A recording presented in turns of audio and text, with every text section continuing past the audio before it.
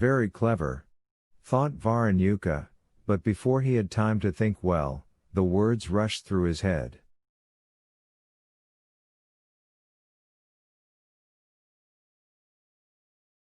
Stupid. He can't be in Yalta. Rimsky meanwhile did the following. He neatly stacked all the received telegrams, plus the copy of his own, put the stack into an envelope, sealed it, wrote a few words on it, and handed it to Varanyuka, saying,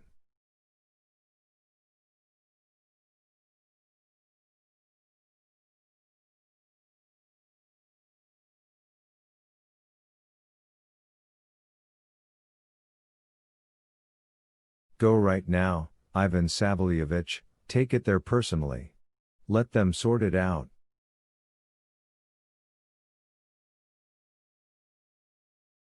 Now that is really clever, thought Varanyuka, and he put the envelope into his briefcase.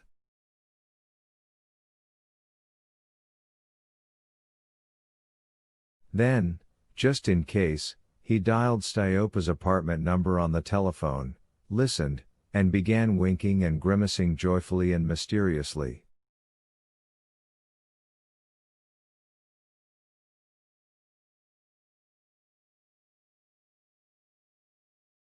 Rimsky stretched his neck. "May I speak with the artiste Woland?" Varanyuka asked sweetly. "Mister's busy," the receiver answered in a rattling voice. "Who's calling?" "The administrator of the Variety, Varanyuka." "Ivan Savlyevich?" The receiver cried out joyfully. "Terribly glad to hear your voice."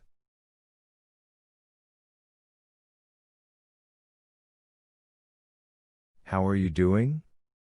"Merci," Varanyuka replied in amazement. "And with whom am I speaking?" His assistant and interpreter, Koroviev," crackled the receiver.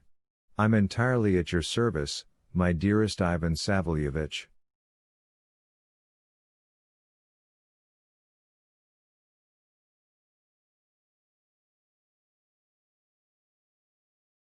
"Order me around as you like." "And so? Excuse me, but what, is Stepan Bogdanovich Likodayev not at home now?"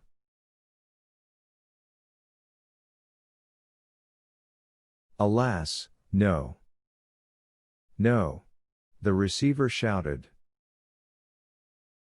"He left. For where?" "Out of town, for a drive in the car." What? A doctor drive? And when will he be back?" "He said, I'll get a breath of fresh air and come back." So said the puzzled Varanyuka. "Merci, kindly tell Monsieur Woland that his performance is tonight in the third part of the program."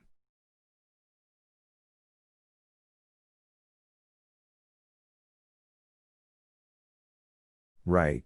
Of course. Absolutely. Urgently. Without fail.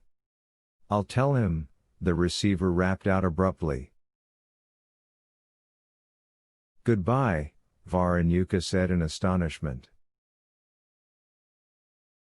"Please accept," said the receiver, "my best, warmest greetings and wishes."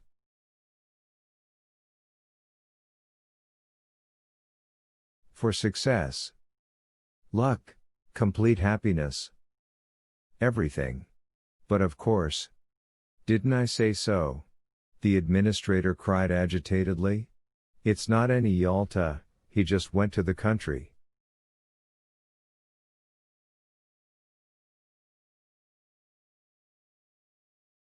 "Well, if that's so," the fine director began, turning pale with anger, "it's real swinishness, there's even no name for it."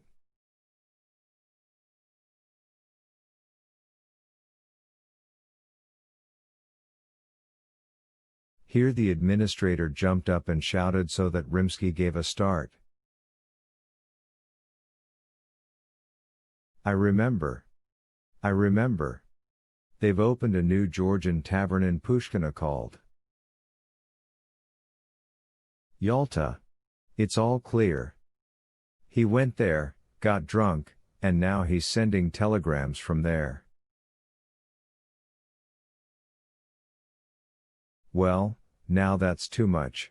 Rimsky answered, his cheek twitching, and deep, genuine anger burned in his eyes. Well, then, he's going to pay dearly for this little excursion. He suddenly faltered and added irresolutely, but what about the criminal investigation?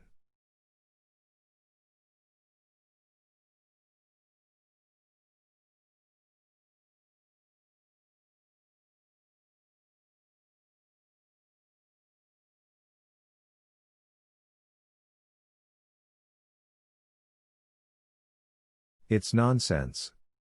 His own little jokes, the expansive administrator interrupted, and asked, shall I take the envelope?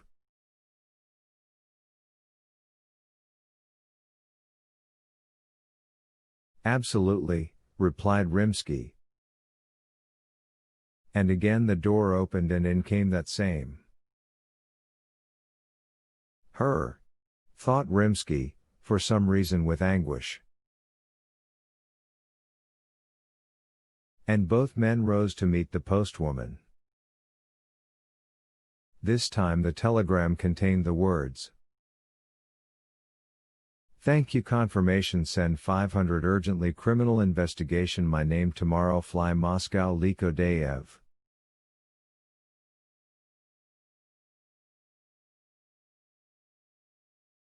He's lost his mind, Varenyuka said weakly.